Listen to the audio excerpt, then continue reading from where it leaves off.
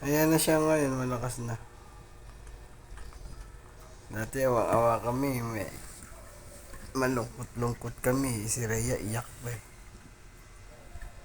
Ngayon malakas na. Malakas na siya. Relax na. Ipakita ko sa inyo. Wala na siyang bukol.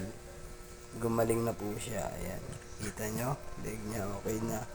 Yan yung katawan niya. Medyo nagbabawi na po ulit siya. Ito po yung isang pinakamakulit naming alaga na si Tank. Very good. Thank you talaga kay Amoxicillin. Gumaling po siya. Ayan, malakas na po siya.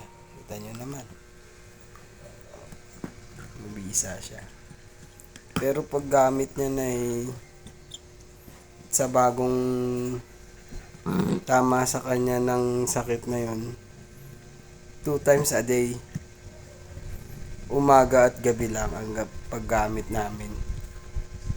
Tapos wag po kayong kakabahan kapag lumubo yung katawan niya, saka sa manas po niya. Mamanasin po siya gawa ng sakit na yun. Pero ngayon wala na po siyang manas. Ito na lang, konti na lang.